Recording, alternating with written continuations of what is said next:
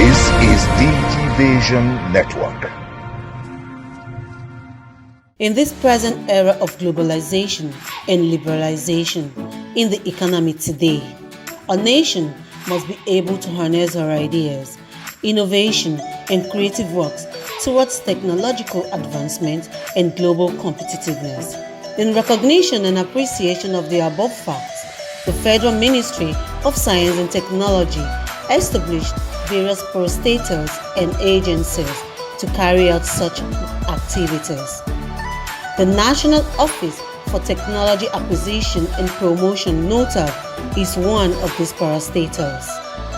In a chat with Digivation Network, the Director General of NOTAP, Dr. Dan Azumi Ibrahim, speaks on his milestone and mandate of the agency, not leaving out the recent developments between NOTAP and NIDA on local content enterprise service operations approval and his projections into 2020.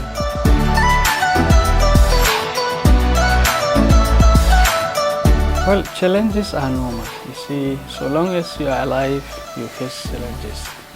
And your ability to combat those challenges is what makes the difference. If you are given a responsibility as an agency head, certainly you will have some challenges. So your ability to overcome these challenges and yet deliver services efficiently is what makes the difference.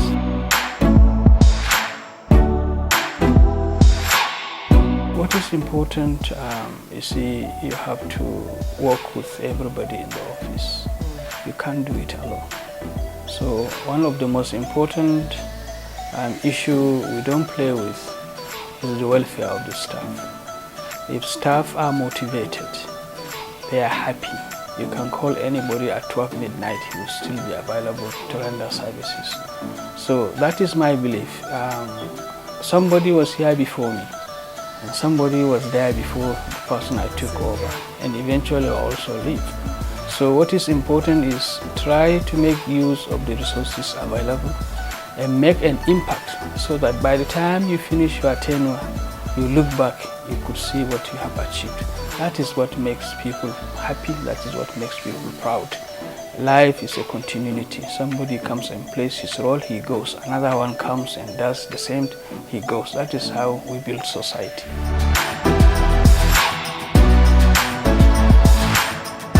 Actually, what NOTAP comes, how NOTAP comes is, yes, we are all agencies of government. Yes. We are not supposed to work parallelly. We are supposed to synergize efforts to move our nation forward. Yeah. I don't think we have any issue with NIDA, in my own opinion. Okay. What we do is synergizing efforts to see that Nigeria gets the best out of any relationship. NIDA is an institution that has the authority for the development of ICT, for the development and regulation of ICT infrastructure in this country.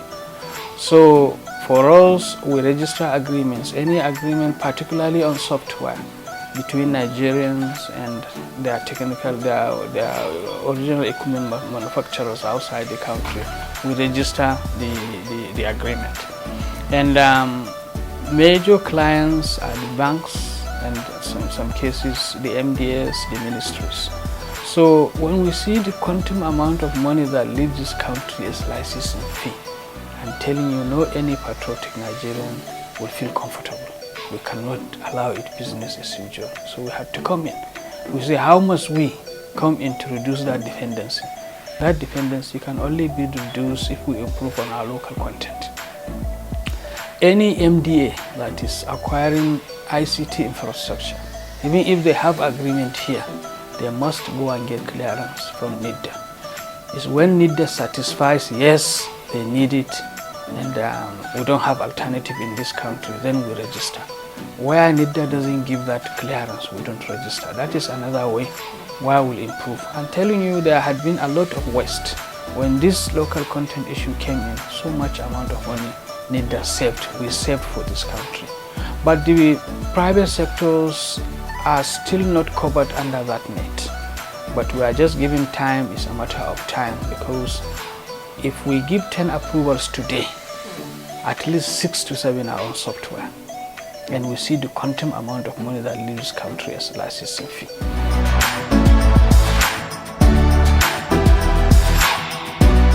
4 years ago, it was worst. Now we are gradually reducing it. How are we reducing it?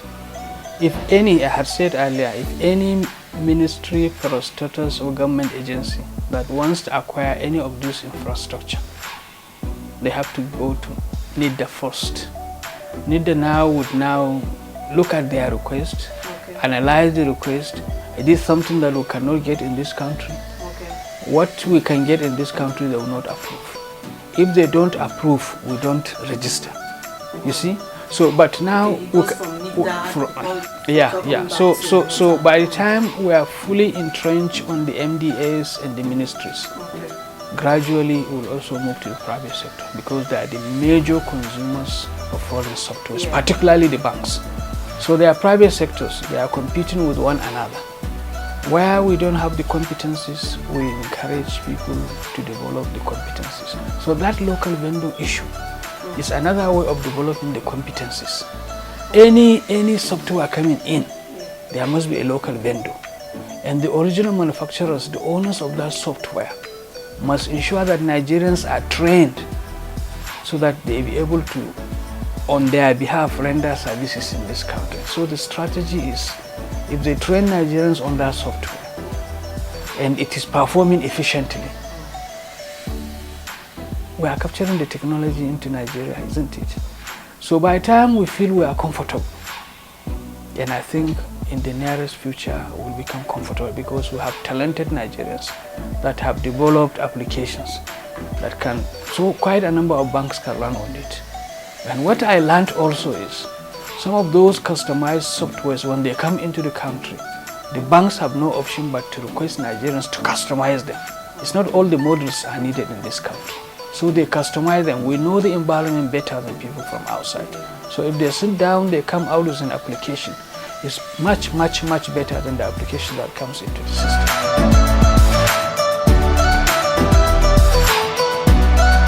You see, because we regulate inflow of foreign technology into this country, so we are constantly in touch with the private sector. And we see gaps, particularly in the academia, in the universities. What are the major gaps? The major gaps are infrastructure in the university, the laboratories, and also developing the human capacity. So we came up with what we call NOTA industry partnership. It's like giving back to the system as part of your corporate social responsibility. We came up with, first of all, 2 important projects. NOTAP Industry Technology Transfer Fellowship. This is a scholarship, voluntary contribution by the companies to sponsor Nigerian, intelligent Nigerian who has finished his master's, is going for PhD. These are the critical mass of manpower we need to catapult Nigeria into economic prosperity. Any research and development at that level is more likely to translate into products and services. How do we do it? We get to the industries and say, what are the areas? Yes, you spend most of your money doing research outside. You have a responsibility to begin to involve Nigerian professionals in this research and development efforts.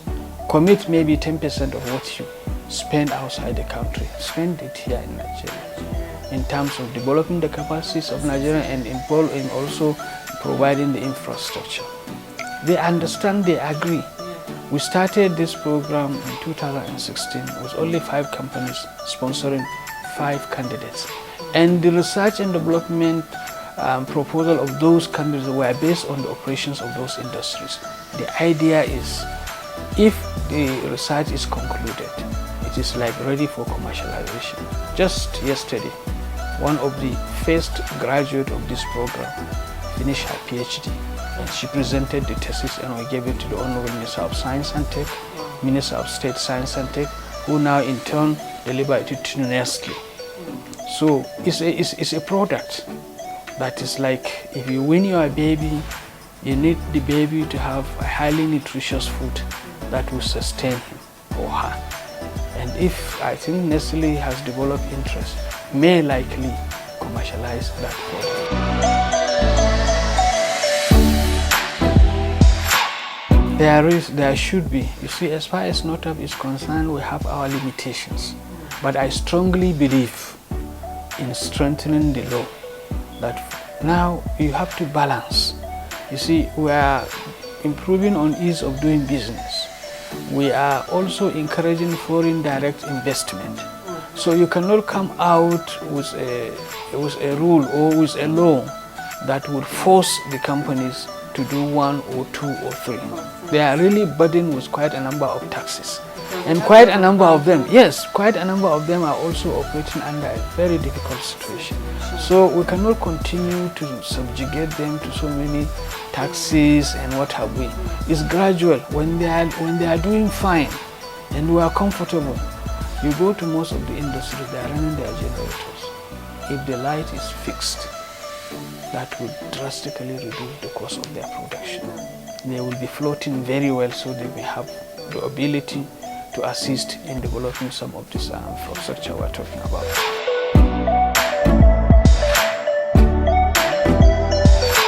You see, for a long time we have programs and projects that were at various stages of completion. And as a team here, we believe in continuity. When we took over all the existing projects, we made effort to see how we complete them, and some were completed. And now we embark on some new projects, particularly our headquarters complex. For the first 15 years, we've been making efforts to see how we have a befitting office accommodation. You go around, you see directors sharing an office. It's not a very conducive environment. But thank God, last year, the project took off. And we have now conservatively say we reach between 55 to 57% completion. It's our major project that we must have to finish to create an enabling environment for people to deliver services more efficiently. Second issue is the automation of our technology transfer process. We've been doing it manually. People bring in their agreement, we evaluate it, we put in the file, we register, we correspond with it. This time we feel we needed to improve on our efficiency because we have challenges. The challenges we have, all staff are going.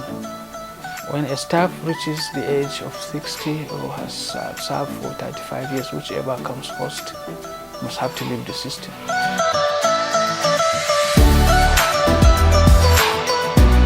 A technology institution, we're an institution, anything on technology is our priority. It's our priority. And much more important is not consuming other people's technology. You understand? But let's develop the capacities in this country and bring up technologies that should power our own economy. We don't need to reinvent the wheel. But in our own opinion, strong opinion and belief is we can leverage on what other people did so that we put our country into prosperity. How do we do that? Any technology that is coming into the system, we ensure that there are Nigerians who are understanding this technology. If you involve talented, like in the local vendor issue, now we have developed capacities in terms of software application and development. And I'm telling you, some of those ICT gurus in our country have started exporting software applications across the West African region. That is a strategy. If we had not come up with this local software, local vendor issue, I'm telling you, we wouldn't have attained this kind of feat.